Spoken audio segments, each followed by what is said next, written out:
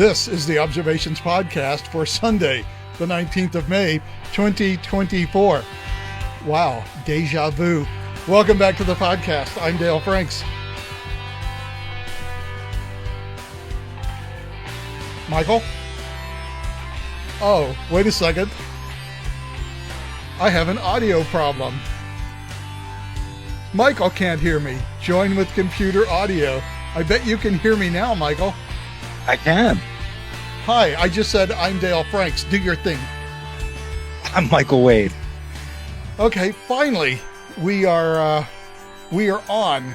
So Michael can hear me. You can hear me. It says failed to detect my microphone, but I'm seeing a microphone level. Michael says he can hear me. I'm seeing a level for the video, so you can hear me.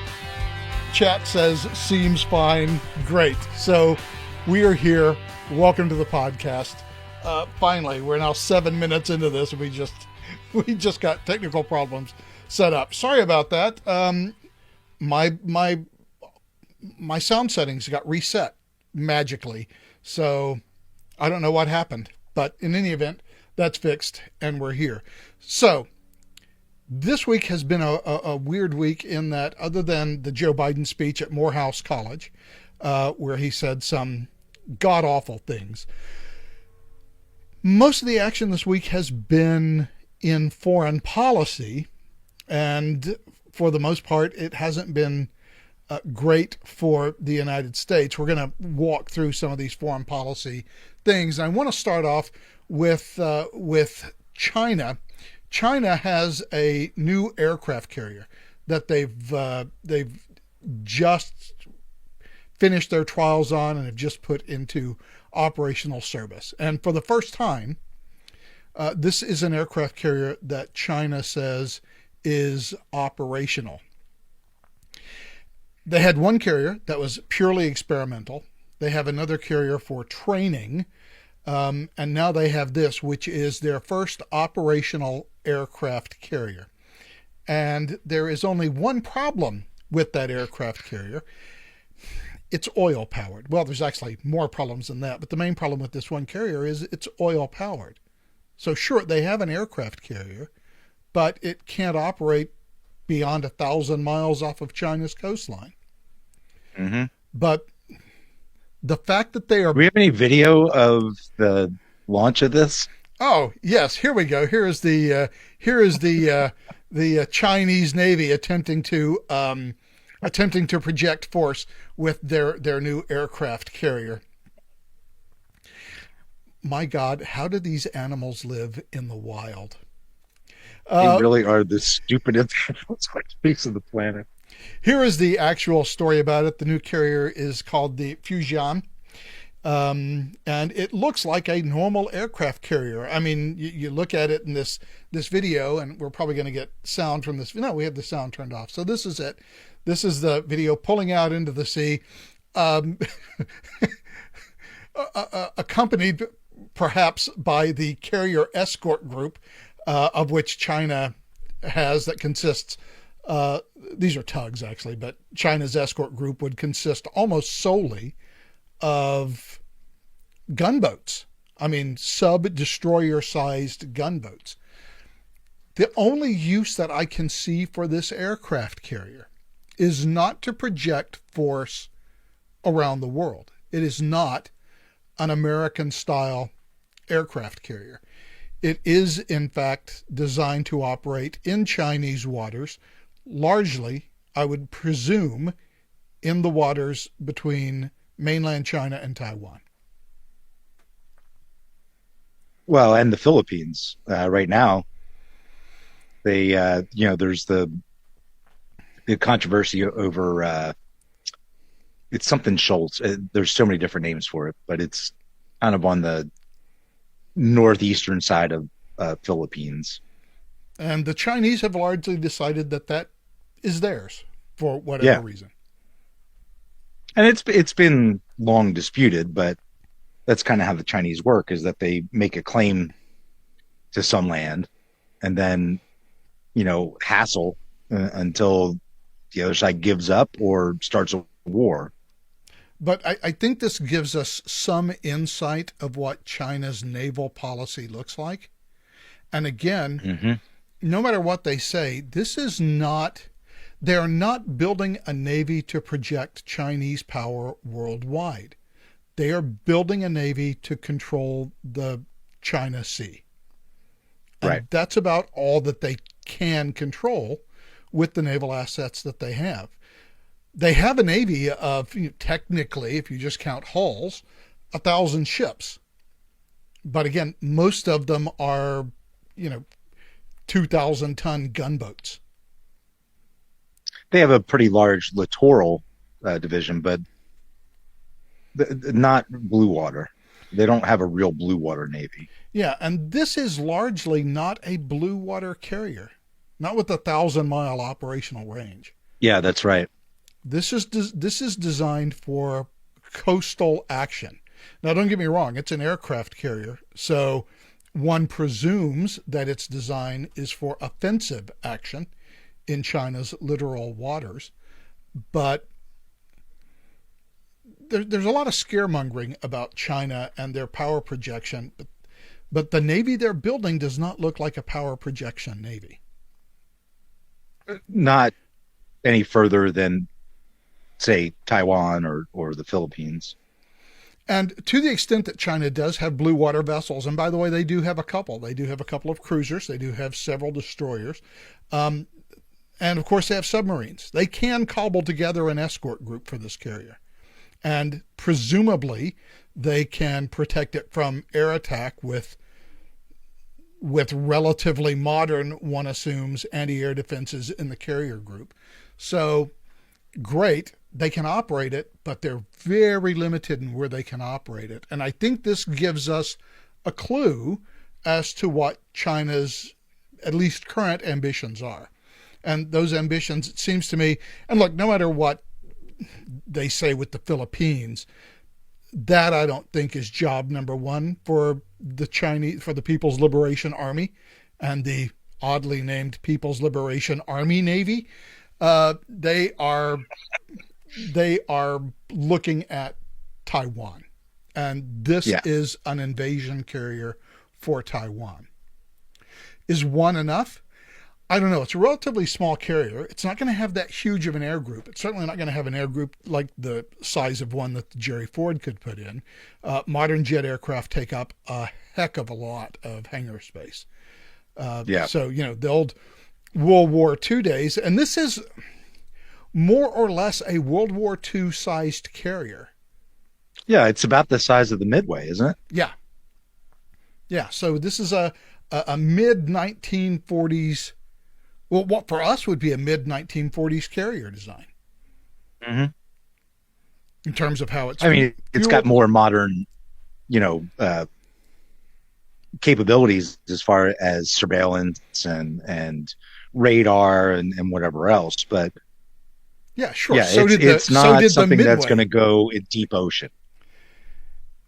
Yeah, well, not more than 1,000 miles off its coast, because I'm not entirely sure if the Chinese can, in World War II, when we were running the Midway, the Enterprise, the for a while, the Yorktown, the Ranger, all of our World War II era carriers, we had the logistical backup to refuel all those things. And so we could keep them going all the way across the Pacific. I don't believe the Chinese have that level of logistical capability yet. I really think this is an anti-Taiwan aircraft carrier.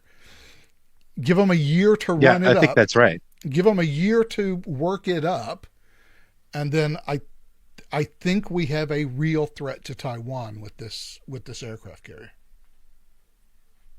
Kind of reminds me of how the Romans attacked Masada by slowly building the road up to the top.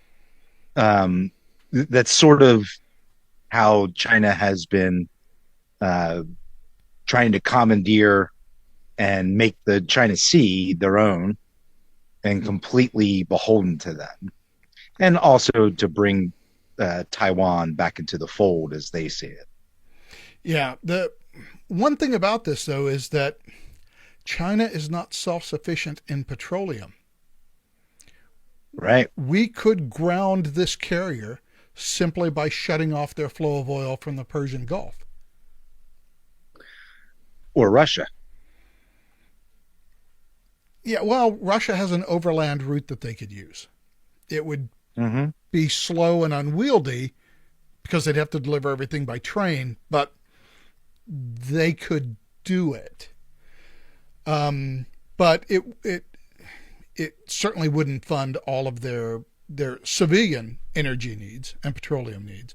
I mean, they might keep their military going on that, but we could deindustrialize the country in about 6 months with just a blockade. They have to realize that.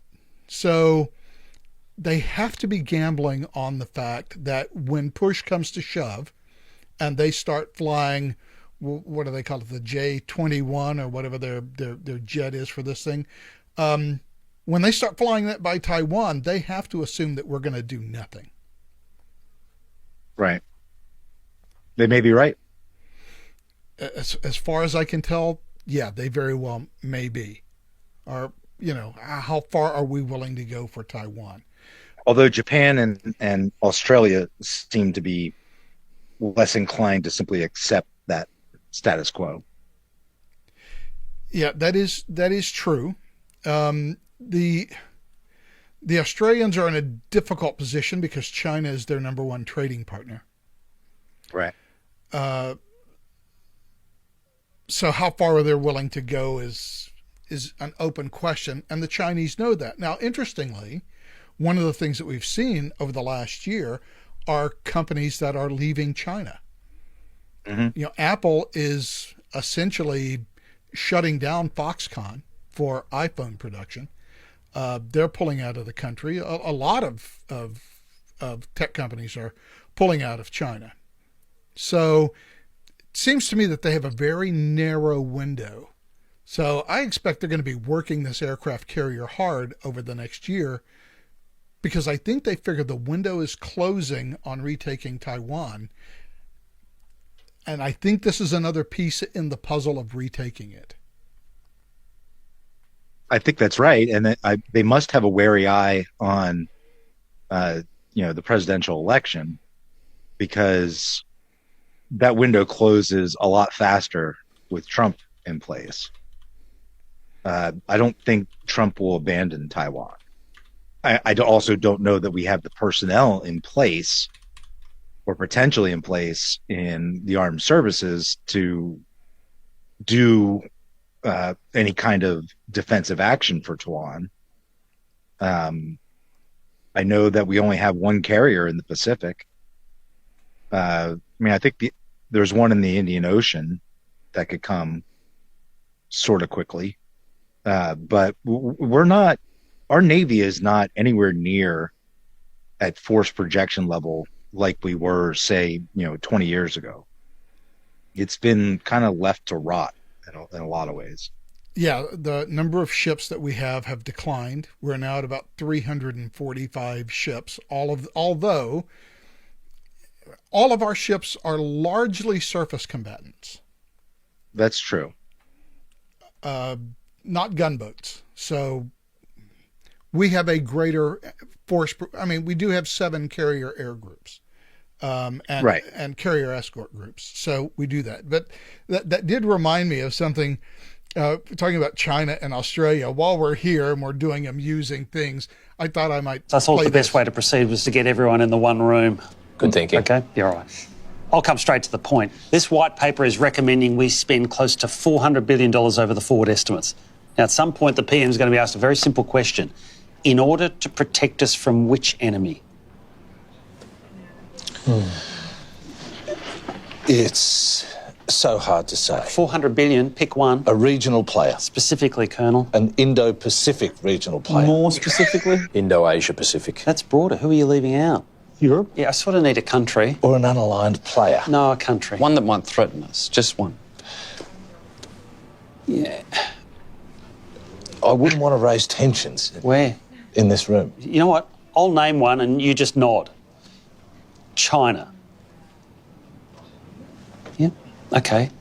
And what exactly are we protecting? Strategic interests. Specifically, Colonel? Indo-Pacific strategic Again, interests. Brigadier, really specifically. Indo-Asia Pacific strategic You know what? interests. I'll say it and then you nod. Our trade routes. Yeah? And who is our number one trading partner? Shall we use the nod system? Sure. China? Yeah. So under this scenario, we're spending close to $30 billion a year to protect our trade with China from China. And that doesn't strike anyone at this table as odd?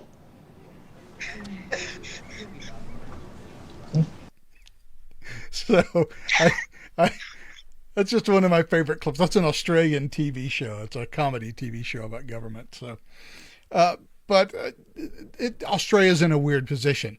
Yes, the whole point of their defense industry is to protect their trade with China from China. Right.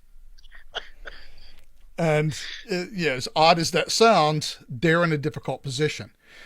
I'm more interested, I think, in what a Japanese response might look like. I am too, because the Japanese have kind of shaken off that we're not militaristic at all, and really started ramping up their capabilities. The Japanese Self-Defense Force Navy now has 4 aircraft carriers. Yeah, they've really like sped up everything. And by the way, the names of those aircraft names may be familiar to people who remember the early 1940s. I mean, I think that they are the most interesting, especially given the history between China and Japan, and Korea. I mean, there's a lot of animosity already there. And one thing I've noticed about Asian countries is they have long memories and they do not forget. I think Japan is not interested in seeing China at all get any more expansive. Well, Japan has had... I can still hear you, but I'm going to be off camera. Okay, well, Japan has had a fundamental change in its defense policy, because after the end of World War II, the deal that we made with Japan basically was, we will supply your defense and you don't have to. That deal is no longer in force and arguably has not been in force increasingly since the 1980s. So the Japanese air, sea, and land self-defense forces have ramped up their capabilities and their equipment and their sizes rather substantially. I mean, as far as... Well, and we gave them the same deal that we gave Germany. I mean, actually, we even gave them the same freaking constitution. But, I mean, we gave them the same deal. Look, you're not to be militarized, and your worries about any foreign invaders are on us. Yes, but in the case of Germany, we rather rapidly rescinded that agreement to create the Bundeswehr and have Germany join NATO. We did not really do that with the Japanese. And, through the 1960s and 1970s, I mean, while the Japanese did technically have a self-defense force, it was fairly small. It's not as small anymore. And the Japanese are able to take... I mean, you have to consider Japan, if not a world power, they don't have nuclear weapons. They are at least a regional power, and they're a regional power that can, if they ever were to decide to, project force pretty much anywhere in the Pacific that they wanted. Yeah. And if they really want nuclear weapons, Japan could have them in 30 days. That's right. Japan could go from regional power to superpower status in about 30 days, and there wouldn't be much anybody could do to stop them. Nope. And if China invades Taiwan, I don't know if the Japanese would feel it necessary to intervene there, but I think at that point, Japan would have to, especially if China remained as bellicose as they have been, I think Japan would be forced to adopt a more muscular military posture. Yeah. And then you've got the Korea question too. I mean, North Korea is basically a client state of China. Um, it's failing badly as it has been pretty much since the Korean War. Um, it's South Korea though has high hopes of rejoining with North Korea. They want all of Korea to be together as one. I don't see that as really possible given the current status of each of those countries. But well, I mean, I think the North would be happy to invade with the South as long as everything was run from Pyongyang by Kim Jong-un. yeah, but the Chinese have an interest in what happens there as well. And I think they'd be perfectly happy to see a united Korea with some sort of control from Pyongyang where the Chinese have influence and can, basically rape the South Korean people, the capitalists, and use that for their own divisive interests. Yeah, this is all complicated by the fact that Japan and Korea have a complicated history. Very complicated. Yeah, they're not exactly friends. They're not exactly enemies, but they're definitely not exactly friends. Right. There is a lot of resentment. And, one of the things that I've noticed in Japan over the last, I'd say around 20 years, is their, increasing unwillingness to acknowledge the, shall we say, human rights violations that their armed forces committed during the Second World War. There is a lot more apologia going on in Japan about Japan's activities in the 1930s and 1940s, because obviously we have to talk about Korea, we have to talk about China. It wasn't just it didn't rape all of Nanking. Yeah, it didn't all just start with the attack on Pearl Harbor. There was a lot going on there. The Japanese seem to have an increasing level of comfort with what happened in the 1930s and an increasing willingness to tug on the heartstrings and claim victim status for Hiroshima and Nagasaki. And I don't know how much of that is the fact that... Well, there's also been a lot of... Go ahead. Go ahead. No, you go ahead. I was going to say, some of this is there's been a lot of mythology out there about what happened in that. I mean, the rape of Nanking is pretty well documented. But then there's the whole story about comfort women and the torture and all that stuff. And that's got a very low historical basis. I think it was Michael Yon. He wrote a couple books about it. He, the investigative journalist who travels around the world. I think he's still doing that. And he wrote about the comfort women and how it was all basically a hoax. I mean, that's one side of the story. Yes, but what wasn't a hoax? The death march at Bataan. That's true. Yeah, and we know that. Just like we know about the rape of Nanking. I mean, these are known things. There are some other stories out there, though, that paint Japan in a much worse light that they are very sensitive about. Yes, but the stories that can be absolutely positively confirmed are bad enough. Well, it's like Turkey and Armenia. I mean, they won't admit to the genocide there. So, I mean, it's not unusual. Yeah, but the difference is that we never were in a position to force Turkey to acknowledge that. We were in a position for several years to force the Japanese to acknowledge it, which, by the way, they did. And so now there's a lot of historical revisionism. How much of that is necessary in order to increase their military posture? I'm not entirely sure. There's probably some sort of... Well, they've got to increase their population first. Yeah, I mean, they have one of the most dismal demographics on the planet. Yeah, well, not as bad as South Korea, however.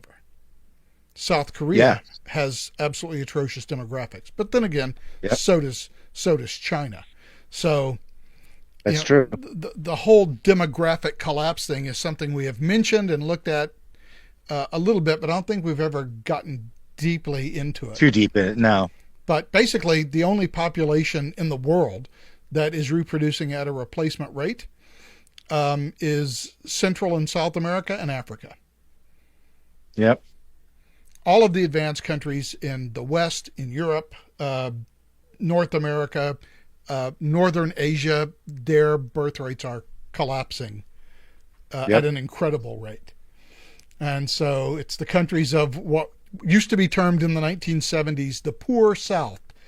Those are the only countries with replacement birth rates. And one wonders, of course, as their economic prospects improve, if they're going to see the same sort of reduction in birth rate as well. You would expect that, right? I mean, that seems to be how it works, is when children aren't as necessary to work fields and mind the shop and whatever else, then they just become expensive. Peter Zion's point. Right. At some point, children cease becoming free labor and turn into expensive hobbies. I mean, and it's kind of true. Trust me, I got 3 of them. They're expensive as hell. All right, well, that's Asia. Let us turn to, because we have several areas of the world to turn to today. Yeah. Let us turn to Israel. The American security advisor, Jake Sullivan, met with Benjamin Netanyahu and is telling him to connect the war in Gaza to a political strategy for Gaza's future. Again, we're pimping for the two-state solution, which nobody wants. And I don't think will ever happen. However, there is a problem in the Israeli government. Benny Gantz threatens to quit the war cabinet. Defense Minister Yoav Gallant saying that Israel should not maintain military rule in Gaza, while other people of the same coalition say that they're going to need to reoccupy Gaza to defeat Hamas. Talk about a situation that, A, I'm not entirely sure how much help our national security advisor is to the Israeli deliberations on this. And B, Thinking none. I'm thinking none too. But B, the Israelis don't seem to be of a single mind on this, which I think points to the fact that they don't have a good choice. Occupying Gaza will be a never-ending headache. Not occupying Gaza will lead to a never-ending headache. There's no solution, either occupying or not occupying Gaza, at least not, because this idea that we're going to destroy Hamas, Hamas as an organization, you might destroy that specific organization, but let's not pretend that a successor organization, even if you were to kill all of the Hamas leadership, a successful organization that calls itself Hamas too, or really not Hamas, is not going to have any significant difference in policy between that is held by Hamas. This is a cultural problem that I don't know how you can solve it. I don't think you can solve it by occupying the country, because the best that you can do is keep a lid on things most days and have, sporadic intifadas flare up. If you pull out, as they did in 2005, which it seems to me that not a lot of people are aware of, the Israelis left in 2005. They turned the Gaza Strip over to the Palestinians, who promptly elected Hamas in the one election that they had, and Hamas has been running the show since 2006. The Israelis have done nothing other than build a wall between Israel and the Gaza Strip. The farthest they've come into is in the border. What they've gotten in return has been constant rocket attacks. I can't help but think of that meme that shows two pictures, one of IDF soldiers titled "My Tax Dollars," and the other of Hamas missiles flying into Israel saying somehow also "My tax dollars," because all of the the aid money that we are sending to Hamas to the tune of billions, Hundreds by the way. of billions of dollars. Hamas is taking like the missiles that they're shooting. They were literally stripping up water pipes for water improvement projects and building missiles out of them. Mm-hmm. So and look, I mean, the Hamas leadership, they're living high on the hog in Qatar. Yes, notably not in Gaza. Right. And, people also, and we bring this up all the time, that there are lots of Palestinian still considered refugees in Jordan, in Lebanon, in Syria. They have never been accepted into the populace because, as a matter of fact, they've been kicked out several times, out of Jordan, out of Egypt, out of Syria, even out of Lebanon, because they're a Marxist revolutionary group. And that ideology is not going to go away. And by the way, this is something that we've lived with in the Middle East since the end of the Second World War. We had, the Ba'athist ideology that allied Egypt and Iraq into what was essentially a single country. That has not gone away. It has mutated into several different forms. I mean, the Muslim Brotherhood has its fingers in every country in the Middle East. Yes. And, there's talk about no good solutions. That is the perfect place where there is no good solution. And it's interesting this is happening now because Victor Davis Hanson has written a book, and it's a historical study of four societies, Carthage, Thebes, and a couple of others that were completely extirpated at the end of an existential war. And his point is, we think in the modern world that would not happen because we are more moral or more restrained or whatever complimentary adjectives we like to place on ourselves as compared to our, ancestors in the classical era. But the fact is there are several countries today who are at risk either because of the neighborhood in which they live or because of historical grievances that go back hundreds of years that are at risk for extirpation. And in this particular case, Israel is one of those nations. So are the Palestinians. And so are the Palestinians. And that may be what it takes. I mean, look, nobody's ever really heard of the Hittites, have they? There's a reason that they disappeared. The Phoenicians, long gone. The Carthaginians, that's a great example. Carthago delende est, and that's what happened. Yeah, so this is a very tricky situation. And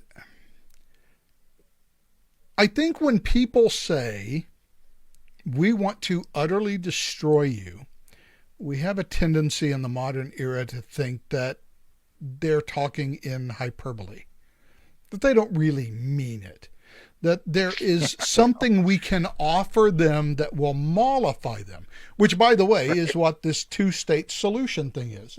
We can work this out, and everybody can live side by side in happiness.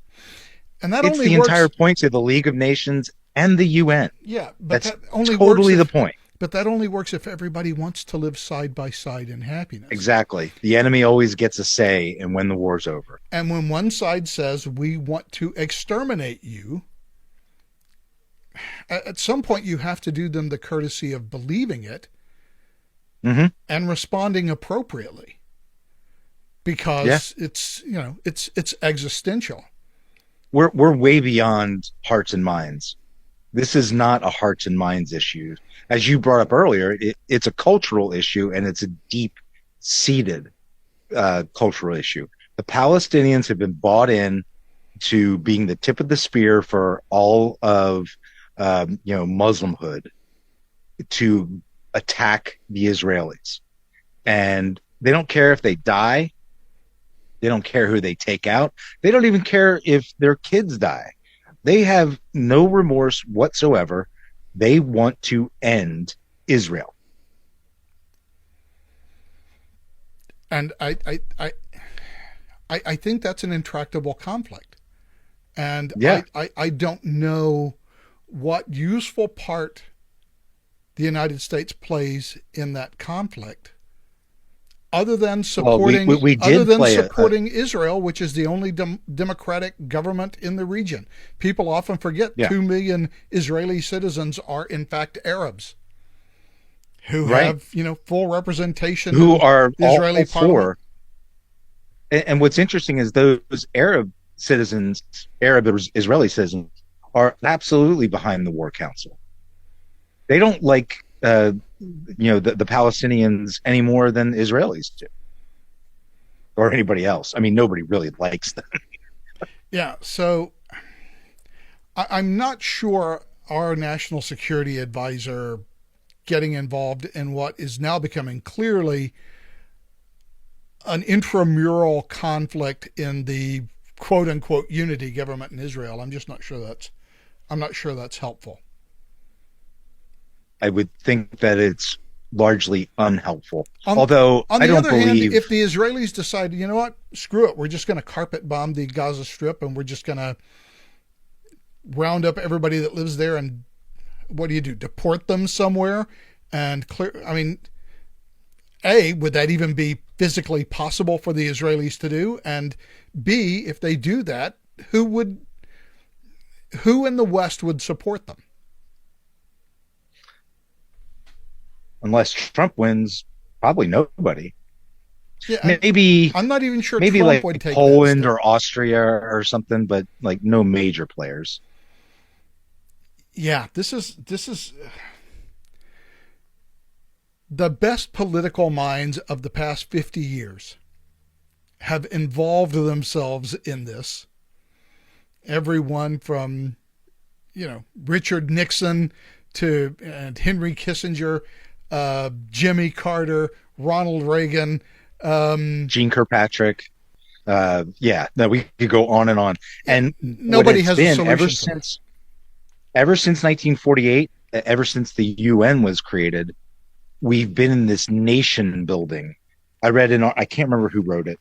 This is not my own original idea. But I can't remember. It was Don Serber, maybe. I don't know. But we've been involved in this nation building type exercise, and it doesn't freaking work. It didn't work in Vietnam. It didn't work in Korea. It didn't work in Iraq.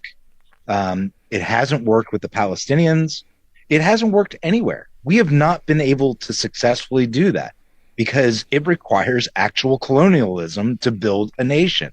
That means you go in, you take over, you supplant their culture with yours, and then once they get the hang of it, you let go. And this is the British Empire, in a few short sentences. Yeah, well, we can't do that anymore. That's just... Well, it's not that we can't. It's just that we won't. And by the way, as much as... And by the way, the French were just as guilty of this as the British, but the French were even more arrogant about it. And they were really bad at it. Proclaiming that they were embarked on the mission civilisatrice, the civilizing mission. They certainly went about that the wrong way. I mean, say what you want about British colonialism, but it was in no way as bad as French or, God help us, Belgian colonialism in Africa. Yeah. But yeah, this is. I mean, French. I mean, look, Vietnam, Guinea. They have no successful colonies. The next best may be Spain. I mean, I think it would have to be, right? I mean, that they basically conquered, in Argentina and Portugal, all of South America, Central America. I mean, even the Philippines, where most people, although they're of Filipino blood, have Spanish names. Yes. Well, the Philippines refer to the colonial era between Spain and then, of course, after Spain, America taking over in 1899 in the Spanish-American War, they refer to the colonial period as 500 years in a convent, 50 years in a whorehouse.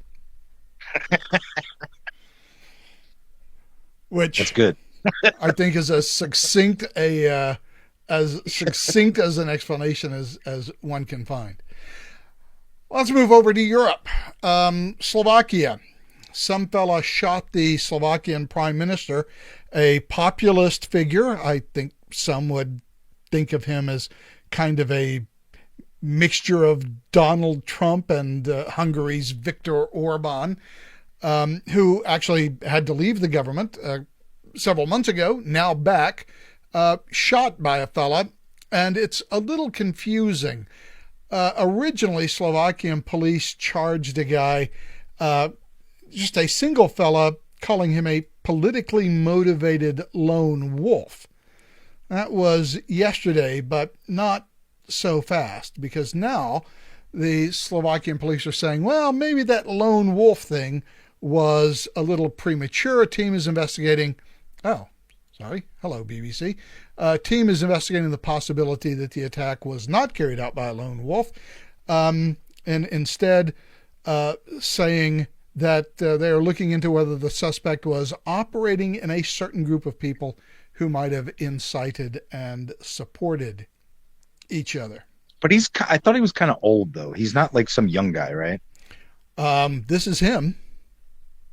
No. I mean, the attempted assassin. The assassin, yeah. The assassin apparently said something to the effect, and it was in one of these stories here, why did he do it?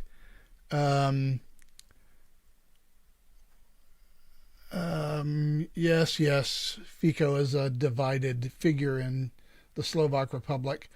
He said he disagreed with his support of Ukraine.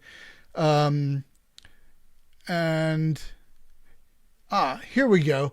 Abolishing the special prosecutor's office, the decision to stop supplying military assistance to Ukraine, the reform of the public service broadcaster, and the dismissal of the judicial council head. So this guy had a whole... I knew there was something about the judicial council that was involved in this, but I got to be honest, I've not kept up with either Czechia or Slovakia.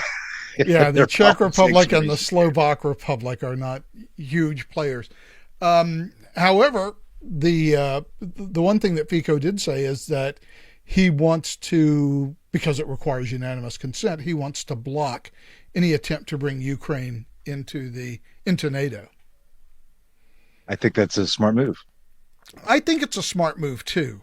And look, I spent a decade on active duty, specifically opposing anything the Russians did, and that has informed my entire adult life. I don't like Russia. I liked Russia for a brief period in the 1990s when it looked like they might make a real country out of themselves. But with Putin in charge, Russia is a disaster on a lot of levels. And yet, do we want Ukraine in NATO? I don't think that we do. Or Belarus, it doesn't or make much sense to Kazakhstan, me. or Azerbaijan, or Georgia, for that matter. Right. I'm not entirely sure what purpose NATO has. Certainly not It an does American seem to be rather participation. antiquated. Yeah, I'm not certain about American participation in NATO, and if that makes me an isolationist, well, I suppose then I'm a little bit of an isolationist. But this seems to me like that seems to me like a European matter, not a matter in which, again, we should be involved, although we are. And as far as I can tell, and that's the problem. As far as I can tell, we are 100% based on what happened 2 months ago when Anthony Blinken went to Ukraine. We're 100% in favor of Ukrainian NATO membership. I don't see how that happens without seriously pissing Russia off. Yeah, absolutely. And I don't think it's in our best interests. I mean, Ukraine is not exactly a democracy. It's Well, since Zelensky has now canceled elections until the war is over, right. It's technically not a democracy. it's technically not a democracy. It is technically a dictatorship. I don't see, and like you said before, the purpose of NATO was to check Soviet aggression. Well, Yeah, specifically a Soviet invasion of Western Europe. right. That does not seem to be a real issue anymore, especially since even Poland, I was really shocked by that. Poland decided to play nice with Russia. I I still don't understand that. Um, we don't, especially since it's mostly our blood and treasure that goes into supporting NATO activities. What are we getting out of it? I don't see the payoff here, especially for as much money and people that we use to support that regime. It's increasingly just us paying for all the guns, and Europe, spreading butter everywhere. Yeah, well, that's been the problem since the 1960s with NATO. And we let them get away with it because of the Soviet Union. The Soviet Union doesn't exist anymore. And look, if Russia can't just walk all over Ukraine, let's not pretend that a Russian invasion of Western Europe is ever going to be in the cards. I can't. I don't see it. The Russians Poland would get their alone- asses handed to them as a hat. I think that's true. Maybe they can make some incursions into their old satellites in like Romania or Bulgaria, but even that, Maybe, but they're NATO members too. So that invokes That's Article true. 5. And, as sucky as Western Europe's militaries tend to be, with the possible exception of the French and the British, the fact is, Special forces wise, that's absolutely true. the fact is, if the Europeans decided they didn't want to be invaded, the Russians couldn't do it. No. And They've shown that that's not, and they can't carry on a two-front war. And look, if Russia can't beat Ukraine with a 10-to-1 population advantage, then Russia, with 180 million people, is not going to conquer the 300 million people that live in the European Union. Right. So, as a matter of principle, you shouldn't go around invading your neighbors simply because you don't like them. I think Right. we can all agree that that is a bad thing. And whatever we may think of Ukraine, I think we can all agree that Ukraine, if the people want to live their own rich, free, independent national life, they should be allowed to do that without Russian interference. So should the Azerbaijanis and the Belarusians and the Latvians and Lithuanians and Estonians. Don't have a problem with that. And I don't have a problem with opposing via sanctions or whatever other methods, non-military methods, Russia's invasion of its neighbors, because Russia has a tendency to do this. They've invaded Georgia once. They've invaded Ukraine twice. They brutally defeated a separatist movement in Chechnya. The Russians are not good guys. Yeah, again, Muslim separatists. The Russians are not good guys. I'm not entirely sure that the Ukrainians are good guys either. But no, they're really not. But the Russians have an ability to flex their muscle against former satellite states that I'm not sure how they don't care what the rest of the world thinks about them. They really just don't care. And the problem with Russia is that every country publishes a nuclear doctrine, and they make it public. And the reason they make it public is to send a message. In general, this is when we start launching missiles. If X occurs, that's when the missiles go. We know what Russia publishes its nuclear strategy just like every other nuclear country does. And the reason they do that is because the last thing you want is for someone to make a horrific mistake and a miscalculation that triggers a nuclear exchange. So everybody... what was that movie? War Games. The War Games scenario. Yeah, but everybody tells everybody else at what point they're going to start launching nukes. Mm-hmm. You have to kind of read between the lines in some of it. But the Russian outline of when they're going to start launching missiles is pretty clear. And as long as we don't push them to that point, then I don't think they're going to launch their missiles. So one thing that might push them to that point is what Zelensky has asked for, and what the French have now at least begun to intimate they might be willing to provide, are NATO forces in Ukraine. And as far as I'm concerned, that is an absolute non-starter. And you've got to understand the Russian mindset. I mean, they're very paranoid. They have historically been treated as, the retarded stepsister of Europe. And they are very resentful. They're a very proud people. They're their own worst enemy as well. But these are not people who expect a great deal of respect or honor from outside of Russia. But they feel like they deserve it. And they will push to get it.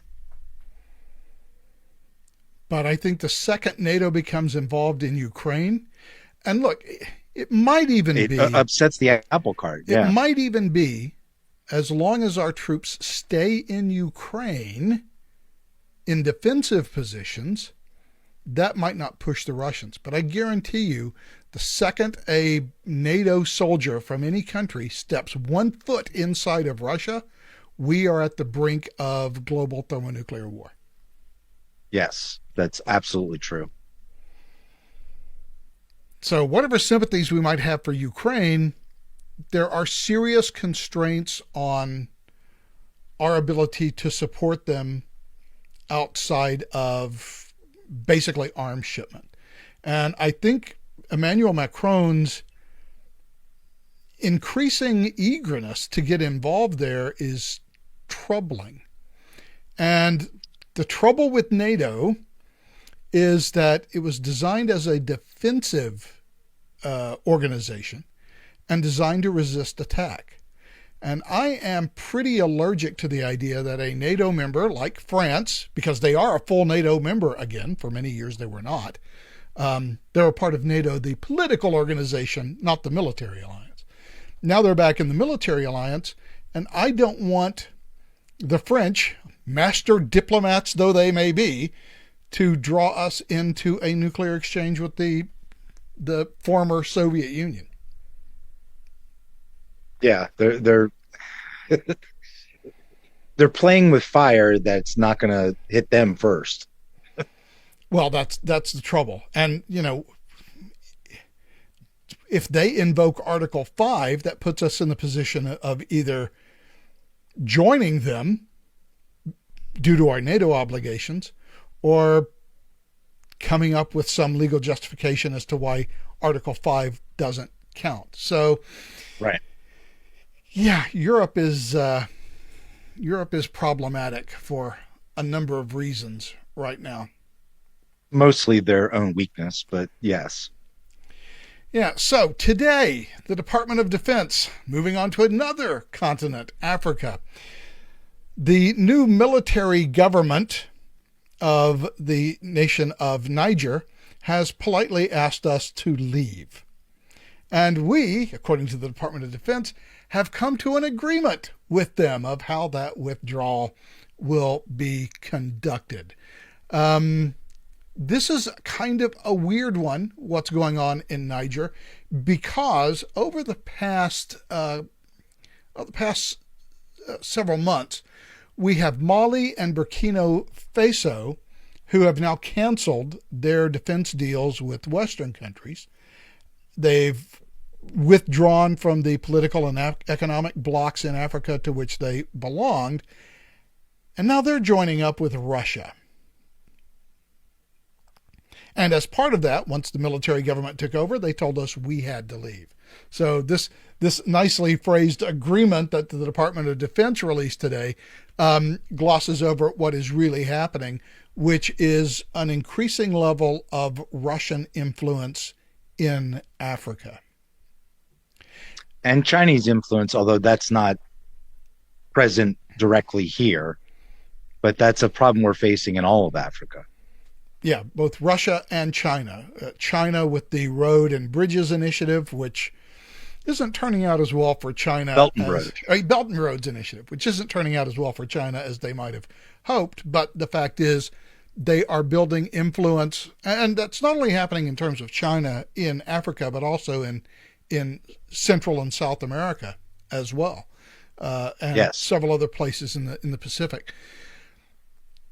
One of the interesting things that one of the new military leaders of, I think it was Niger, had said, I guess several weeks ago. Sorry about that. That little ringing is my phone for some reason. I didn't put it on silent. One of the things they said is, we don't need America's help. I'm going to try to say this in a more tactful way than he said it. We don't need America's moral hectoring on issues of things like homosexuality, transgender issues, and things like that. What the Russians offer us is guns. Mm-hmm. What the Americans offer us is moral lecturing. And Yep. given a choice between the two, we'll take the guns. Mm-hmm. And this is going to become a problem. I mean, throughout the world, American influence is going to die because of these DEI concerns instead of actual real national security concerns. You know, Niger is not super important to us from a strategic point of view, but there is one strategic aim that we have there, and it's to retard the spread of Islamism, radical Islamism, and the influence of Russia and China. I mean, that's kind of our goal in all of Africa, although we also do have troops there that are basically getting blooded. I mean, that's, I don't know how else to say that, but that's kind of the purpose, is for them to actually be involved in real battles and to have real combat experience. And, you know, we're also trying to help out. Although in the case of Niger, our major military commitment there is a drone base for operating in Africa. Yeah, we don't have real boots on the ground there. It's mostly operational, but we are, by spreading this leftist ideology and trying to force it down the throats of people who are like, what the hell are you talking about? We're just making more enemies. It doesn't make sense. This is a misunderstanding of how culture works. That culture can be shoved from the top down. The only way to do that is to completely colonize a nation. You can't do it just by offering military help. Yeah, and if you're offering military help with strings attached, Mm-hmm. and the Russians are just offering military help. Yeah, they're just like, hey, we'll sell you guns. You know, part of the problem is, I think, a withdrawal from the idea of what I think it was Willy Brandt, the West German chancellor, called Realpolitik. Yeah. An attention to actual political realities on the ground. We used to. I mean, say what you want about Augusto Pinochet, but the reason why he was in power was because we did not want the commie that got elected there to remain in power, because we didn't want commies. We didn't want another communist nation like Cuba on what is essentially our doorstep in our hemisphere. And we supported, not that close, but yeah, not that close, obviously. And throughout the 1960s and 1970s, we supported any number of unsavory characters all over the world, simply Middle East, because they weren't communists. Yeah, that's exactly right. I mean, we did it in the Middle East. We did it in Africa, did it in South America. We did it in the Far East. Every chance we could. I mean, that was the game plan from the end of World War II on. And of course, the criticism of that policy is that it's not a moral policy. Realpolitik has nothing to do with there morality. are good arguments to say that it's not a moral policy. That these people should have the right of self-determination. At the same time, we know the dangers of communism spreading. Yes, well, that doesn't seem to be as much a danger now since there is no Soviet Union anymore engaged in, worldwide Really, revolution. does it? I mean, it seems like we've got a lot of Marxist bodies. Yes, well, we managed to home grow them. But That's true. But with all the defects of Realpolitik, at least it served a purpose. Yeah. I'm not sure what purpose morally lecturing we seem to have potential lost, allies are. Yeah, you're right. We seem to have lost the thread, shot the plot. We're now trying to embed these really strange progressive that aren't even popular in America or Europe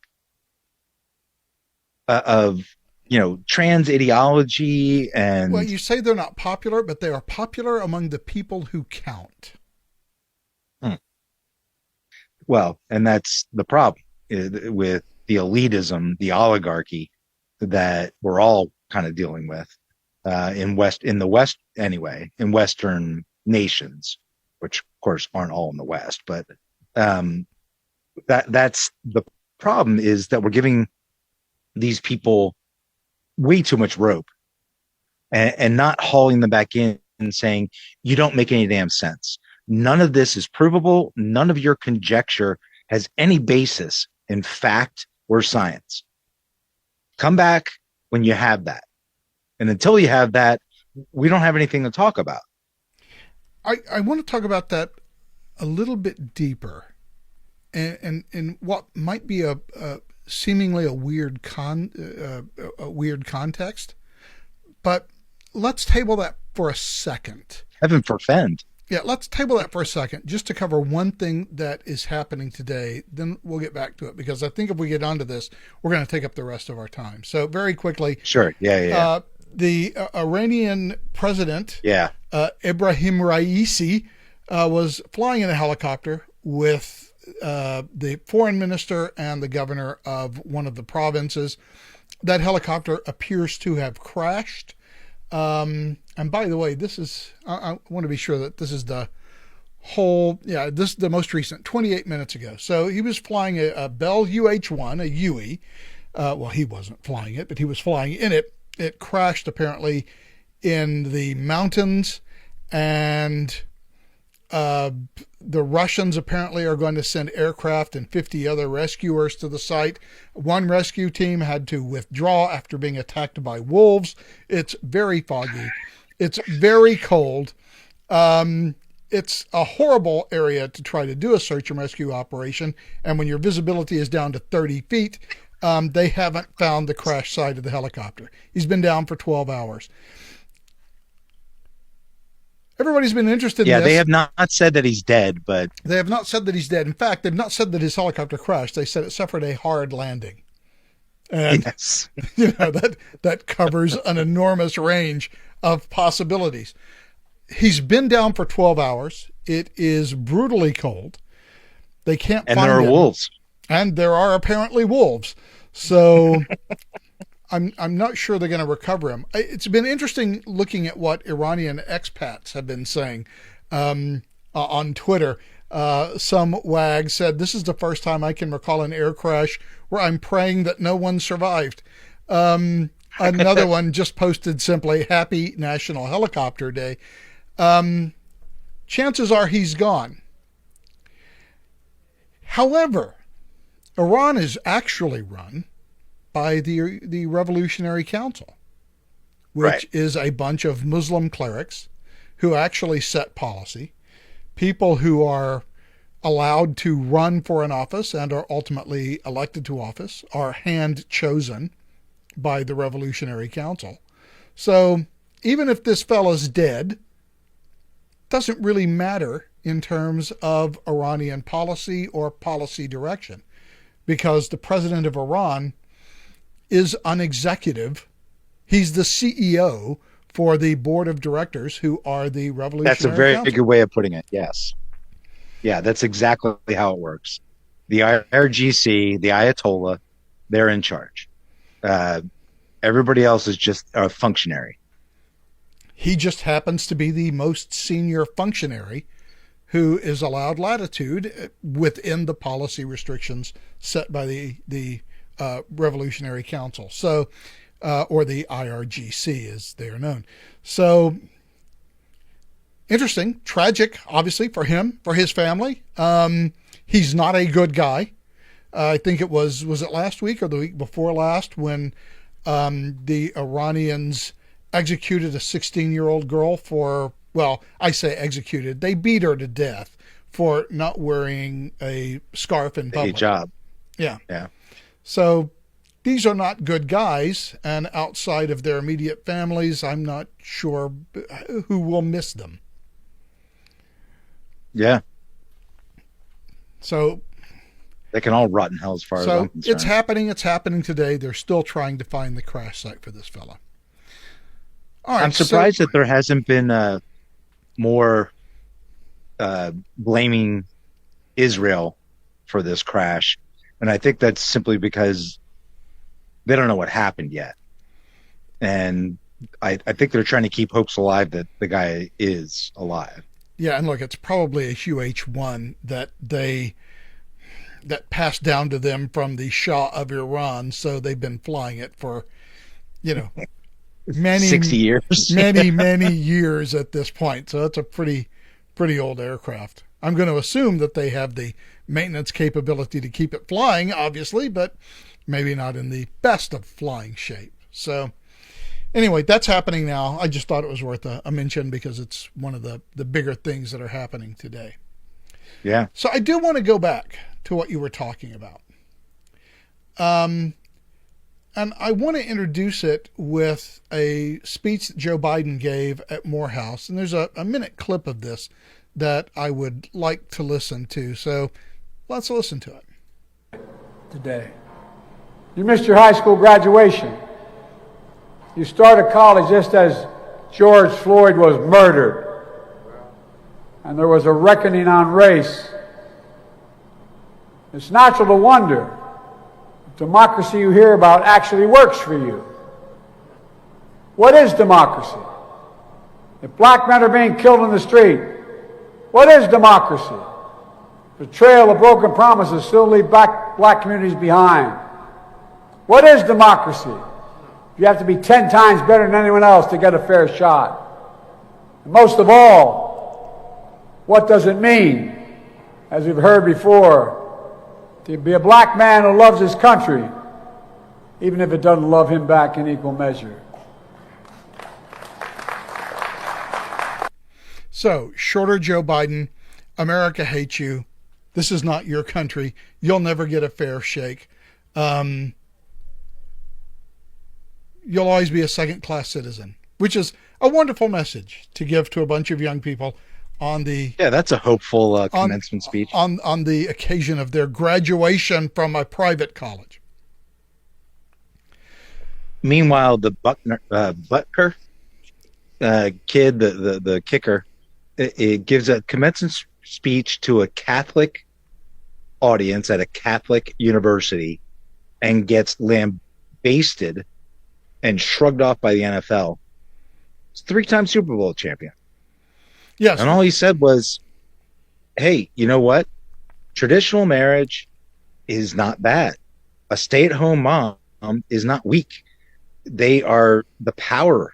They are the engine behind a family. I mean, he gave a really good speech, got a standing ovation.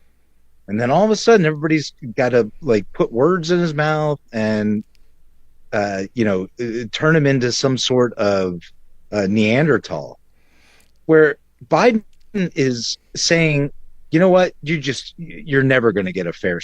America is just too damn racist. You're going to be suffering. What? How different those messages are are and how differently they were received is just absolutely amazing to me. Because one It's message comports with the ideology of the ruling class, or which is heard by the media. the governing class. Let's put it that way. Mhm. I hesitate to refer to them as rulers, but the governing class. And one is the ideology of everyday Americans, and that is the one in disfavor.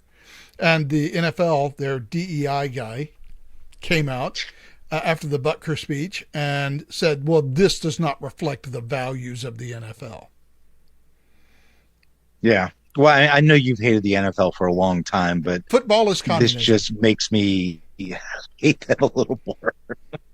But here's the thing. What are the values of the NFL? Because it seems Yeah, it's that hard to tell. when wives get beaten, the NFL has very little to say about that. See, when you and I grew up, though, that's not how the NFL was. It was common to see prayer circles between both teams at like the end of a game and sometimes even before the game. It was common to see prayers being done on the sideline, especially in college football. That was a really common occurrence.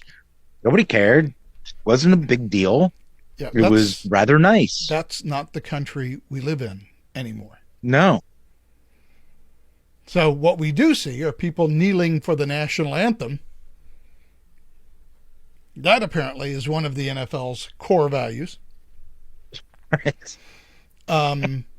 But, other various misdemeanors and felonies by NFL players don't seem to be a very large concern. Yeah. I mean, we've seen this over and over and over again. Now, Ray Lewis comes to mind. I'm still not really sure what he had to do with it, although he was absolutely, undoubtedly associated with the thugs who, pulled that stunt at a nightclub in Atlanta. But there are plenty of other NFL stars who have been caught beating up their girlfriends or wives, just doing really nefarious things, getting involved in drug deals, getting involved in like all kinds of crazy ass stuff. And it just gets, elided past. Oh, by the way, it's not that big a deal. By the way, in chat, the response to Joe Biden's statement, someone says, rather tepid applause. Well, one of the reasons for the rather tepid applause is the number of students who turned their back on Joe Biden when he showed up at Morehouse College. Right, because he's Genocide Joe. Because he is insufficiently supportive of Palestine. And so... How many black people are there in Palestine, do you figure? Not a lot. Well... Matter of fact, if I remember correctly, Arabs and Palestinians, which are also Arabs, they don't like black people very much. They're pretty racist against black people. Yeah. We talk about the transatlantic slave trade a lot in our dominant ideology, and we rarely mention the fact that slavery is still alive and well, both in sub-Saharan Africa and in the Middle East. And there are estimated to be a larger number of slaves in the world now than there was during the height of the transatlantic slave trade. I mean, that's probably right. There was about 4.5 to 5 million slaves in I think it was about 5 million, maybe a little more. It might have been 6 million that were imported from West Africa. Most of them, I think 4.5 million, went to Brazil. The vast majority of the rest were in the Caribbean islands, and about 400 to 500,000 came to America. But we're responsible for the transatlantic slave trade. We don't even know how many millions of people were part of the Middle Eastern slave trade from sub-Saharan Africa. But we know there were a lot, and we know that the demand remained high. Because in order to ensure that there were no black people in the Middle East who were not slaves, the first thing that the Arabs did is castrate all the men so that they couldn't reproduce, so that when they were dead, they would simply have to be replaced with new slaves. And that is one of the reasons why there is such a large, and I guess African American is the proper term for both North and South America. That is why there is such a large African American population in both North and South America, because of all the horrific things that we may have done, we didn't simply castrate all of the men so that they could not reproduce. That's right. And therefore, our need for additional slaves. Now, Brazil was a little different because they just simply worked them to death. So they needed a constant supply of slaves. That's why they were the largest purveyors of slavery in the Western Hemisphere, by far. It's not even close. But all of that aside, it's this ideology of what is largely magical thinking that mankind can be improved by political means. And that is at the heart of the ideology that is basically dominant in the governing class in the West. Yeah, the idea of the new socialist man. This was born out of the Communist Manifesto. It was promoted for about 20 or 30 years, and then they got a little bit slick about it. I mean, it gave rise to both Mussolini and Hitler and their ideology that we can make these people into the ideal Italian worker, German worker, whatever. One who is nationally prideful, one who sacrifices for the good of his own kind, and is a true worker bee. This was the ideology of the left, of Marxism, and of communism. And that's it's still the idea. And that's how we're going to be expected to live. You're going to, you're going to live in your walkable 15-minute city in your pod. You're going to eat the bugs. You're going to own nothing and be happy. That's right. Your job is to just be the worker Comply. being needed, and to comply with whatever you're told to do. My favorite dystopian movie ever, the one with Michael Palin, Brazil, absolutely perfectly displays this. You don't have thoughts of your own. You don't have plans or ideas of your own. Everything that the state says is what is real, and you just comply. Yeah. Or else. But this kind of magical thinking is becoming endemic in non-political arenas. Yeah, that's true. And we're starting to see, just in non-political areas, what appears to be a breakdown of just common sense. And I want to point out something that I saw this week, and I'm going to have to pick the right window here. Cox Automotive came out with their most recent automotive days of supply. And currently, there are 2.77 million unsold vehicles just sitting on lots, a 72-day supply. And yet the average listing price for an automobile, a new automobile, has increased to $47,240. Now, granted, that is down about $200 from a year ago, but that has been pretty steady. And this constitutes, by the way, about a 50% increase since 2019. Now, this 72-day supply is a little misleading, because if you look at the individual manufacturers, 97 days of supply for Ford, 98 for Nissan and Genesis, over 100 days for Volvo, Chrysler, Jeep, Lincoln. And at the same time, well, let's take Ford, for example. Ford is not the worst at 97 days of supply. How many of them are EVs, I wonder? Well, I don't know, but I did come across something interesting in regards to Ford. And by the way, it's the same for Dodge. I just happened to look up Ford, and I didn't save the link here. So I did want to go here to the new inventory. Now, this is Aaron Ford in Escondido in northern San Diego. And let's take a look at what they're... Let's take a look at some trucks. So let's go with... Okay, so that truck right there, it's a single cab, it looks like. And it's got a 4-foot bed, maybe 5 foot. No, it's a 6-foot bed.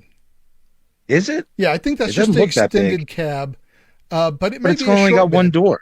It may be a short bed. Yeah, but it is the extended cab. There's a storage area behind the Right, the so front it's seat. basically for children. You can't carry a crew in that. Assuming you get kids in there. Okay, fine. But let's look at truck. By the way, there are 286 trucks sitting on a Ford lot. Wow. And if we just look at these trucks, let's just do something fun. Let's look at some prices. How about what? How about $163,000 for an F-150 Raptor? Are you freaking kidding me? No, well, they have them. Oh my God. They have them as low as 123. And look, if you want to go back a model year to 2023, you can pick it up for less than $100,000. Oh, what's the F-250? The F-250, Go down. 95, 730 for a Lariat, which is a higher. And that's is that a diesel? It is the 6.7 liter Power Stroke V8 turbo And diesel engine. Freaking $100,000. 93. Well, now we're getting down to 92. Now we're down into, well, that's a 24 for 92. So now we're getting more reasonable prices. Now we're down into the 90s for a truck. The cheapest truck that you can get. And again, they have 169 sitting on the lot, and they have 117 allocations in transit with 100 days supply. And they're charging these prices. The cheapest that you can get at my local Ford dealership, if we go price low to high, $32,000. Oh, that's a Ford Maverick. Sorry, not a full size. That's not an F-150. That's all trucks. That's kind of like a crossover truck. Yeah, it's their small truck. So let's just go with the F-150, of which they have 137 sitting on the lot. And it's the best selling vehicle in the entire United States is the F-150. It used to be, but now Ford can't move them off the lot. They have 71 F-150 sitting on the lot, 66 in transit. And the cheapest you can get away with, the base model with a V6 engine, is $43,390. That's the cheapest truck that you can get. And so the question arises, at this point, if you have 100 days supply sitting on your lot, and by the way, another big bolus of vehicles in transit, why are you charging $100,000 for trucks? Right.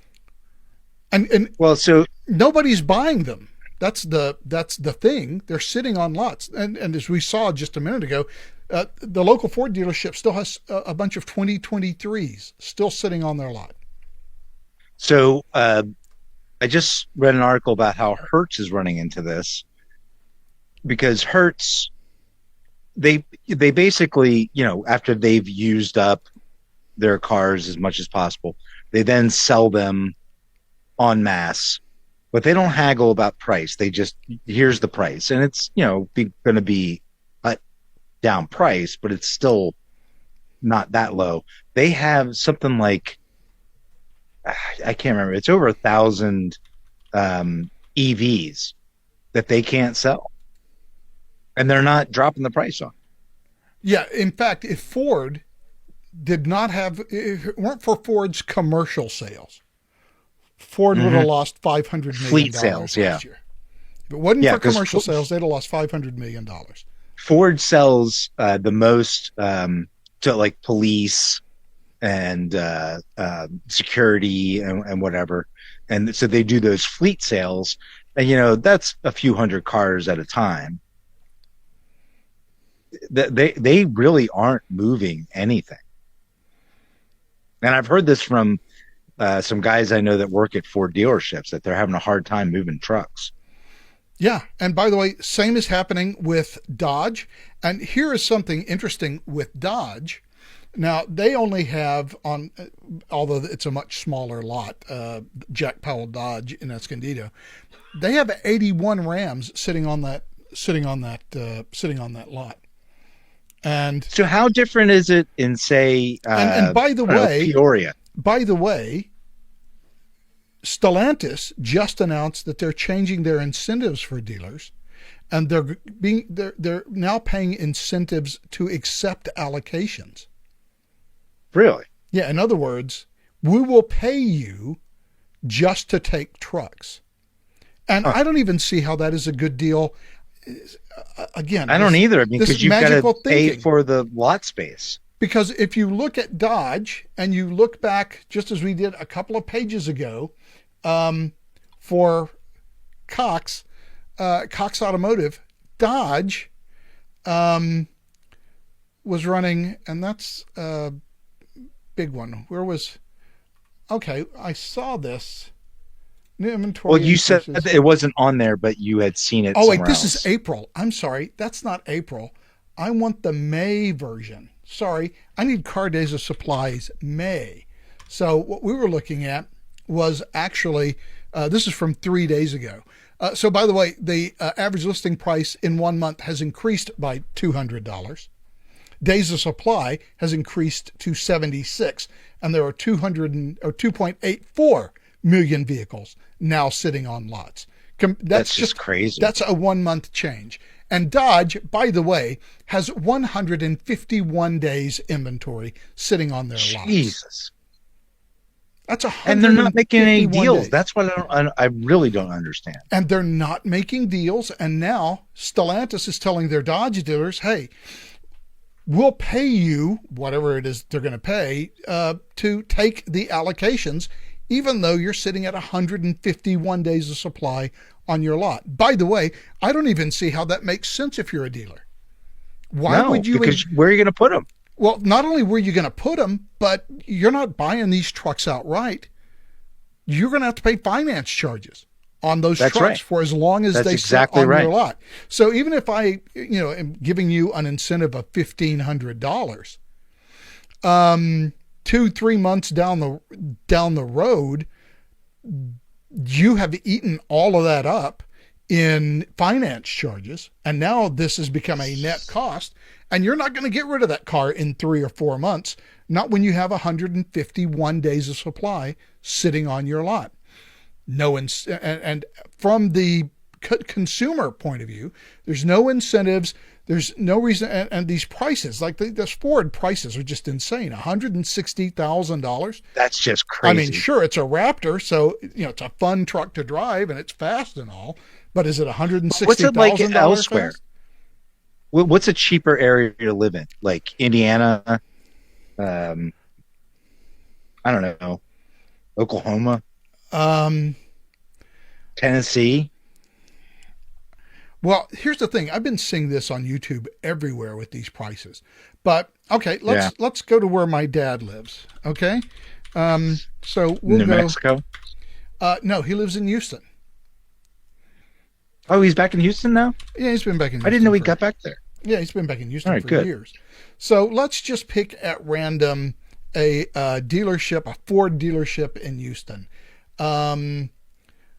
And I'm going to look for something. Yeah, see, they're right on the 610 loop, so they've probably been around for a while. So let's go with Russell Smith Ford. Where is their website? Right there. So let's see. In Houston, where the cost of living is substantially lower than California. So let's just look for F-150s. Okay, yeah. And we'll do a search there. Hopefully this will get our new inventory. 85 trucks on the lot. Their cheapest, 43.8. So they're at 44,000. If we swap that out to sort price high to low, let's see what a Raptor costs in Houston, Texas. Okay, well, that's much more reasonable, although none of these It's still fucking expensive. It's $85,000. Jesus Christ. I guess that's better than the $167,000. Of course, you can't go to Houston and buy a Ford and bring it back to California because it won't have that little California emission sticker. So registering it in California is going to cost you an arm and a leg. I remember when you could buy a house for that much money. But okay, well, but still, their prices are running to 85.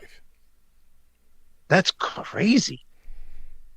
And that's not even a Raptor, insane. By the way. That is just an F-150 Platinum. That's just their luxury version, which is a great truck. I mean, don't get me wrong, but they're. I mean, that's your base model.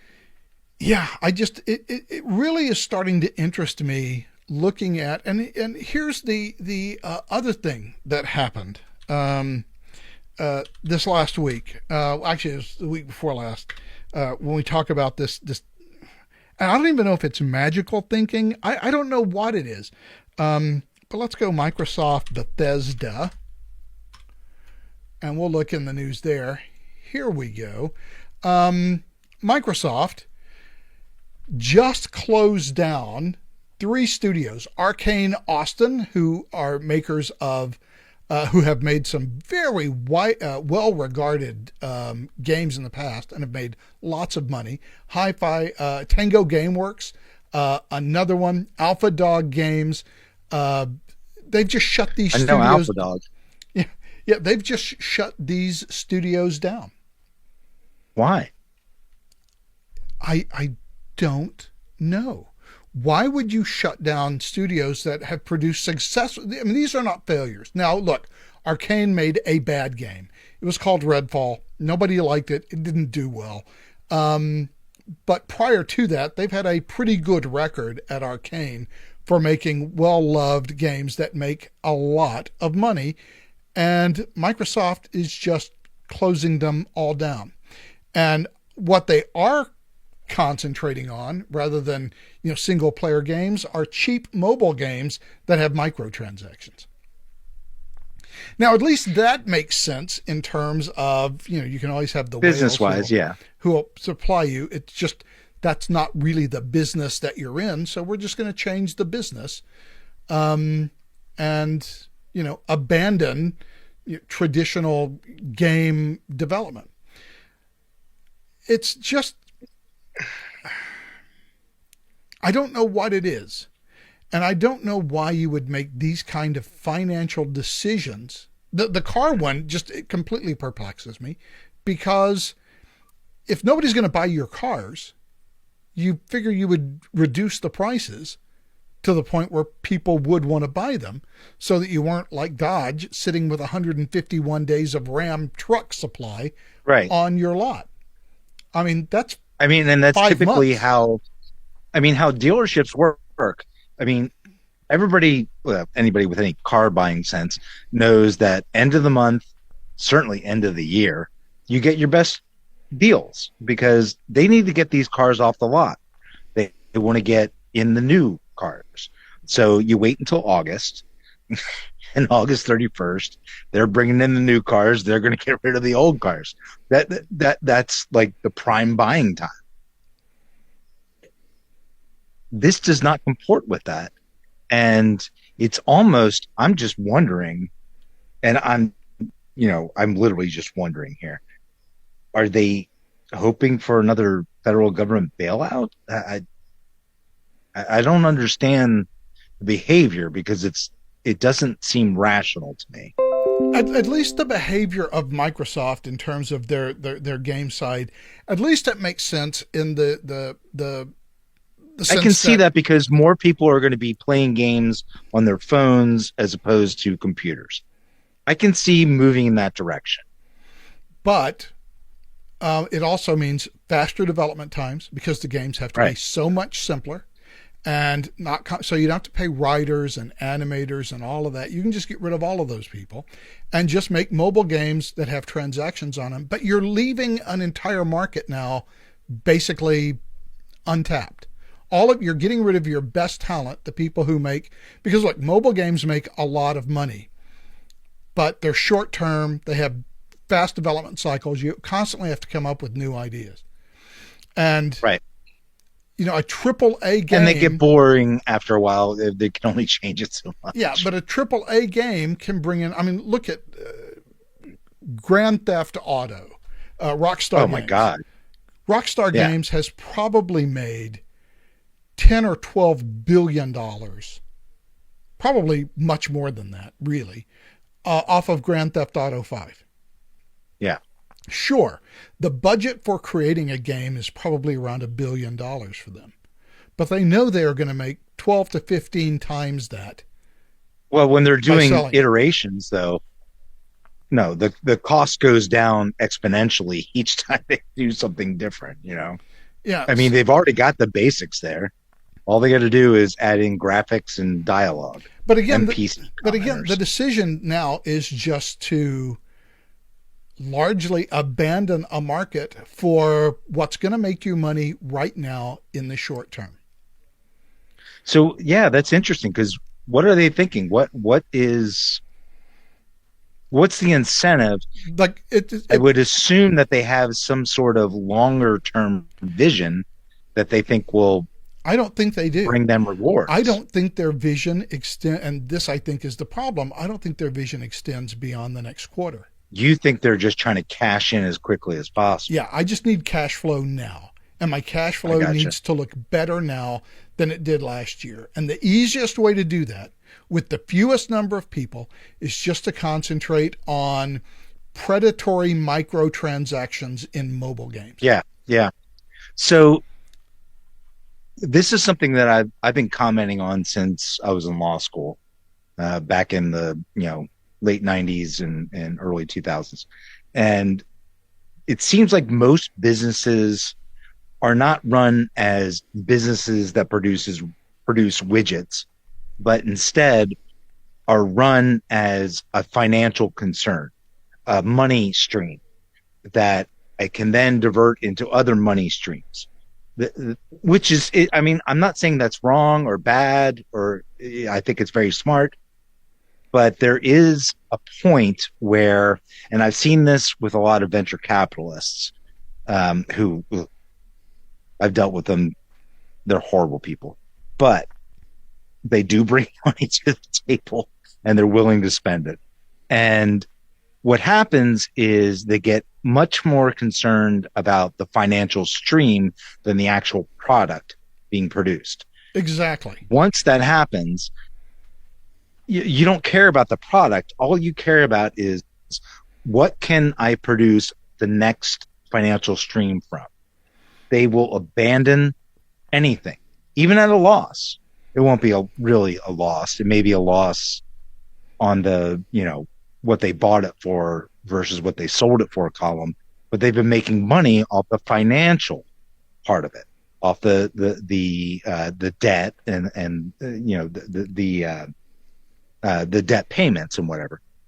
So it seems like that's become a predominant ethos of business transactions in the last, been a good 20 some years. Yeah. We mentioned a couple of weeks ago about the financialization of the economy, and the incentives that it sets up is for quick money grabs. Consumers be damned, whether you get a good product, we don't care about. That's not what drives a business nowadays, what drives a business No. is, what does my next earnings report look like in 3 months? Yes, that's exactly right. It's all about finance. And look, finance is absolutely fascinating. Um, I'm not even saying these people are wrong because they do make money and they're really good at making money, but it doesn't meet consumer expectations. Increasingly, what consumers want is being divorced from what people are willing to produce. And at the end of the day, if you're not producing what consumers want, you can't continue to financialize that revenue stream forever. Ultimately, Well, not for that particular product. Then you just move on to the next one. yeah, I mean, ultimately you run out of, and the question should be, and I think in both of these cases, it's an example of the question not being this: what is it? What business are we in? Yeah, that's an excellent point, because when we had lots of family businesses, and we still do, um, that the product becomes the key. That's the thing that is the seller. That's the thing that what makes us great and what makes us stand out. Increasingly, as hedge funds and these other types of financial arrangements delve into jumping money into the building of these businesses, they don't care about the product. They care about how long they can promote the product and get something out of it until they think it's time to just get out. And by the way, move to something else. The incentive that we put on CEOs reinforces that behavior. I mean, sure, you'll make your CEO salary, but if you want that $400 million stock options deal, right, then your stock price relative to what you must it was meet a that year price ago, point. Yeah, exactly. And so how do you meet that price point? Well, you look for quick and dirty revenue streams. And if that means abandoning what your core business is to pursue these revenue streams, as CEO, your personal incentive is to chase those revenue streams and to make those quarterly numbers look good and to make your stock price look good relative to the S&P 500 or the S&P 100 or whatever it is. This financialization has made a lot of people rich, but I think at the end of the day, it hasn't been great for consumers. Yeah, I absolutely agree. We're kind of shitting on free market capitalism right now, but I do agree with you that it has not been to the consumer's benefit. Look, I've had to replace my dishwasher 3 times in the last 18 years. When dishwashers, like real dishwashers, like, sit under a counter, came into vogue and, like, I guess, what was it, like the early 80s or so, those things would last for 20, 25 years. Now, if they last 5 years, you're lucky. I got to replace my stove. Yeah, but see, here's the thing. My stove's been around for like 18 years. But here's the thing. You can. It's a gas stove. But here's the thing. You can replace your stove because new stoves are still $500 or $600. I know. I just bought one about 18 months ago.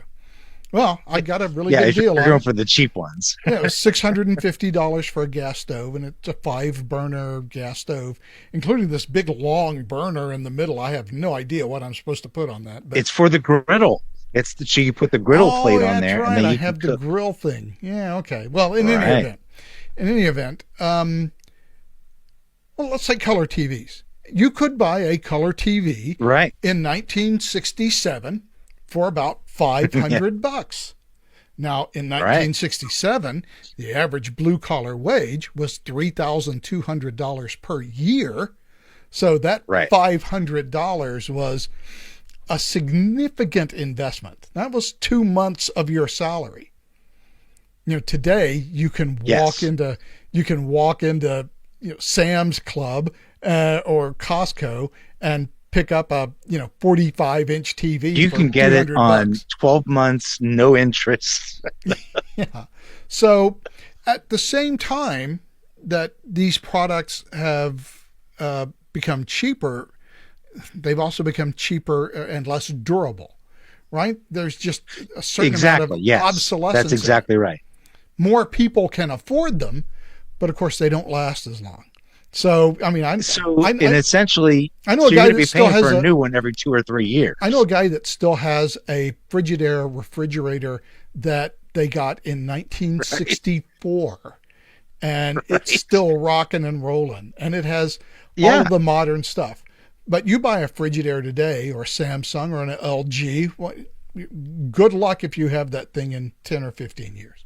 I was going to say 5-6 years max. It's not going to last as long. I have gone through, since we bought this house in 2001, I have gone through 3 dishwashers.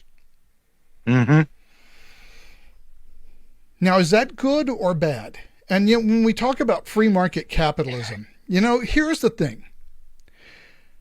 And I'm not sure if this has, by the way, we are, forget it. Now we're just doing a marathon podcast. Here's the thing about free market capitalism. When Adam Smith was talking about free market capitalism, much of it was local small business, right? You had your local butcher, your baker. There was your whatever. A limited international. Yeah, in 1776, there were very few global corporations. And there were very few large-scale stock exchanges. And it was a different economic environment. Right. And I wonder if the incentives for having massive publicly traded companies, I wonder if that produces different economic incentives than sort of small and medium enterprise capitalism was. Well, like I said earlier, it's kind of the difference between like a family-owned business and a multinational, right? I mean, a family-owned business, or, it doesn't even have to be family-owned, just like some guy like Dyson. Let's pick Dyson. Dyson creates these great vacuums, turns it into a great business model. He sells these wonderful things, and he gets a premium on it because they're Dyson. That's different than, what's the largest corporation? Is it Tata Motors? India, yeah. I mean, they own pretty much every car company in the world, and they have no incentive to give the consumer value for their money. All they want to give them is value, and then they'll come back and buy another one, and they know it. That's how it works. We've become a disposable culture. I mean, worldwide. It's not just us. And I wonder it's worldwide. And I wonder how much of that is because of the financialization. That's a really, really good question. Yeah, I think we should explore that further.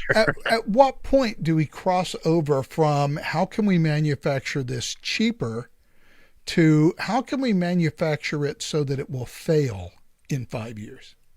Well, we've already seen that in the computer realm, right? Planned obsolescence. I mean, there's a reason that you can't use. Apple was doing that intentionally, right? I mean, they were crippling your recharge time via software. Right. Once your phone hit 2 years old, that kind of charger for your phone anymore. I mean, they do this on purpose. Microsoft did the same thing. They've all done the same thing. There's a reason that there's like 18 million different kind of plugs for like every device. I literally have, I think, probably 6 different chargers for about 20 different things in my household. And I never remember which one goes to which. But Apple has been, and the other example that is always my favorite, when I bought my BMW motorcycle, I bought a K1600 GT. That was a beautiful motorcycle. And the motorcycle prior to that I had was a Triumph Trophy. And on my Triumph, also a beautiful motorcycle. On my Triumph Trophy, I had a little glove box, and in the glove box in the fairing, there was a USB cable. And I could just stick the USB cable in, hook up my iPhone to it, drop it in the glove box, close it. And then on the handlebars, there was this great little multi-function controller where I could just go through all of the songs on my iPod. I could play them on my stereo. This story. It was all great. So then I go into the BMW dealership, and I'm going to trade in my Triumph Trophy for a BMW K1600 GT. Nice straight six motor. Loved that motorcycle. I bought it, took my iPhone and my USB cable out of my old Triumph, jumped onto the BMW, had a similar glove box, plugged in my cable, and nothing happened. Oh, my phone charged. So the phone charger part worked, but nothing else happened. So I went back inside the dealership and said, hey, I just hooked up my phone to the USB cable and the controller. It's not doing anything with my phone. It doesn't even say that my phone exists. And the guy said, oh, yes, there's a cable that you have to buy, a BMW iPhone cable that you have to buy. And I said, how much is the BMW iPhone cable? It's $108. Of course. And look, this is USB. It is called the universal serial bus. And what this means is that BMW intentionally crippled the iPhone capability to force iPhone users specifically to buy a $108 USB cable that would allow you to control your phone. And I probably would not have even objected or have even known to object if not for the fact that for the previous 2 years, I'd just been using a regular white USB Apple cable to plug into my Triumph Trophy and control my iPhone from my motorcycle's handlebars. And again, that is not a pro-consumer decision. No. But it is a financial decision. It's just another, and by the way, one of the guys at the BMW dealership said, well, welcome to the BMW owner's tax. Well, that's purely predatory. Yeah, I agree. I feel like we're going to have a longer podcast on this because this is a really interesting topic. And we seem to be running counter. I know we're not, but we seem to be running counter to our principles. I think it's going to take some time to flesh this out because you've raised, and I think I've raised some good points. We both raised some very good points in understanding how our economy, which is now a global economy, how it actually works. And how people are getting screwed under it, even though we're getting some things cheaper. It's not a violation of principles. I don't think that. I think it is a recognition that over the past 40 years or so, we have built a different set of incentives into capitalism. Again, like I said, it's a disposable nation. This idea of a disposable nation is, I think, front and center. Okay, well, first of all, I don't think $100 USB cable that maybe costs $2 to produce is disposable. Okay, once you get to a $108 phone cord, then that's not disposable. That's purely predatory. I do agree with that. But I think it's the incentive structure that the increased financialization of our economy has brought about that now incentivizes companies to do things that are just not in the interest of consumers. It's in the interest of their investors. And that, I think, is the tension. And the way they sell it to consumers is, well, you don't have to pay for it all up front. Yeah, but the problem is that we are now incentivizing a different group of people than we used to incentivize. What we used to incentivize was the consumer and consumer preferences. Now And the actual owner. And now we incentivize the investors. And we can renting. And we can compound that, by the way, by the fact that most of the investors are the 500-pound gorillas, 800-pound gorillas, rather. Vanguard, BlackRock. Huge. Yeah. It's the institutions, because we've given the institutions literally trillions of dollars in 401k that we have no direct control over, that we can't make decisions about. And that goes directly to, Vanguard is one of the primary beneficiaries of this. Vanguard has $1 trillion of other people's money. Yeah, I was going to say, like, BlackRock and Vanguard control more money than the gross national product of pretty much all the countries in the world. Right. So the incentive structure we've built is the incentive structure that rewards institutional investors in public companies, not consumers.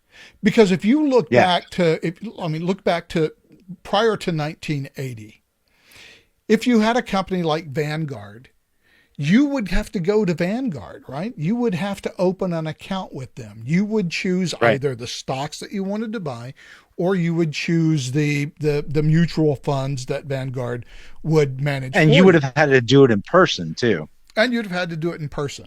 And the number of people who did that were actually quite small. And most retirements were, to the extent that they were offered, were the sort of benefits plan that you would get if you worked for like a major corporation. They would have some sort of defined benefits plan. When we swapped over, and look, defined benefits plan, especially when demographics are starting to collapse, are not, they're not sustainable. They're Ponzi schemes, just like Social Security is a Ponzi scheme. It requires new people coming in constantly to invest in it. We switched over to the 401k model during the 1980s. Right. And immediately shifted powers away from consumers to these large institutions that were now managing that's right. Whoever had the biggest pocket of money.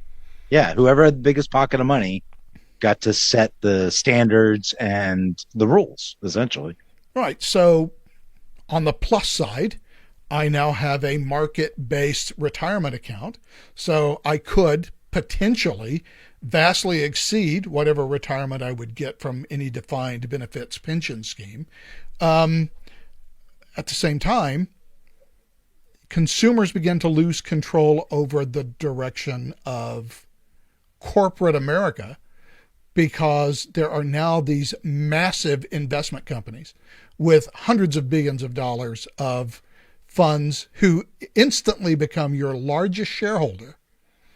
And they have the ability to dictate the performance. And of course, they have the pressure on their end of, whenever, Joe Blow becomes Grandpa Joe and needs to have income, I've got to have provided him with an adequate nest egg for his 401k.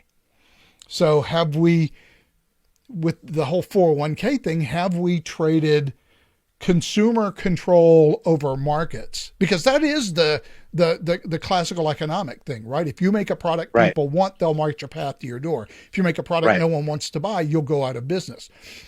If you make a product that people will be satisfied with, but that will also pay you off hugely and may financially, or may not be forced to buy. Then I think we have a different set of incentives. We really have, over the past 40 years, changed the incentive structure of free market capitalism. And I think this is an excellent topic for next week. Yeah, for next week. We are way over time on this topic. So I'm about to explode. oh, yeah. So look at me. I am going to start a song of some kind. And when that song starts, we will say goodbye to everyone and move on with our lives. Thanks for joining us on this rather extended podcast tonight as we got into this more complex subject than we can handle at this particular point in time. So have Hope a great everybody week. has a good Memorial Day weekend. We'll see everybody next Amen. time. Until Bye. then, so long.